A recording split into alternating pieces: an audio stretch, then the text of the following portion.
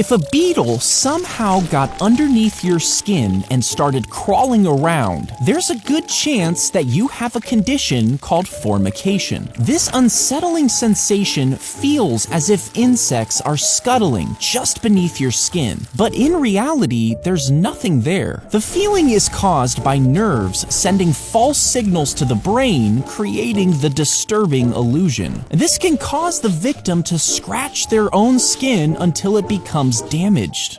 If your feet are on the dashboard and the airbag deploys, it shoots out at over 200 miles per hour. This intense speed propels your feet and legs upwards and back towards your face and chest. Your legs slam into your upper body and can break your bones, and your knees can hit your head so hard that it can cause permanent damage to your brain. The force of this can also contort your pelvis and twist your spine.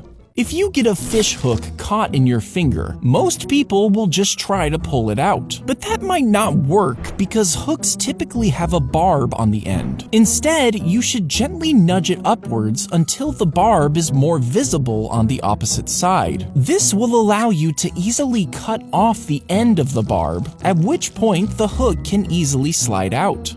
When an animal dies and is rapidly buried underneath the ground, it eventually gets so deep that the oxygen in the air is prevented from reaching it. This significantly slows the decay of the animal, and over a long period of time, special minerals from the earth seep into the animal's body and gradually replace its organic material cell by cell. This process slowly changes it into stone, which is how some fossils are formed.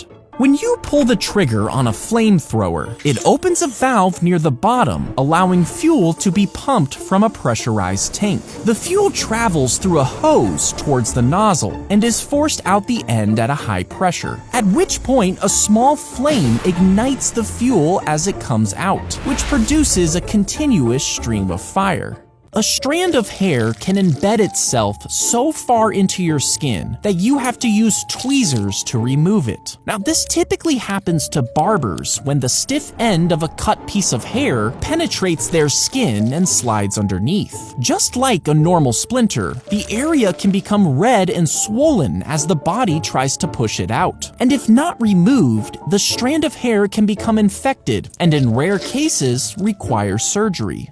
If you took out both of your lungs and somehow unraveled all of the tiny air sacs, most people say that it would completely cover an entire tennis court. Now, this fun fact has been around forever, but the average size of the surface area of both of your lungs is only about 1,000 square feet, and the size of a singles tennis court is around 2,100 square feet, meaning your lungs would only cover about half of the court.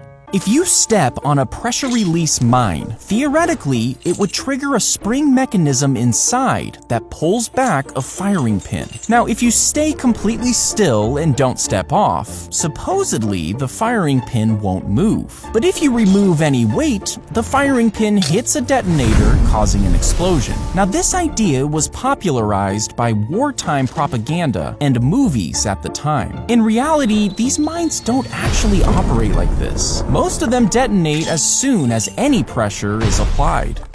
If you're really short, a doctor can make a small incision into your thigh and carefully break your femur in half. Then the ends of the broken bone are gradually and slowly separated, at which point a rod is inserted to hold the bones in position. This stimulates the body to grow new bone in the gap, inching you up over time. Soft tissues like muscles and nerves also grow to accommodate the increased length. Once everything has hardened and strengthened, you'll be a taller version of your old self.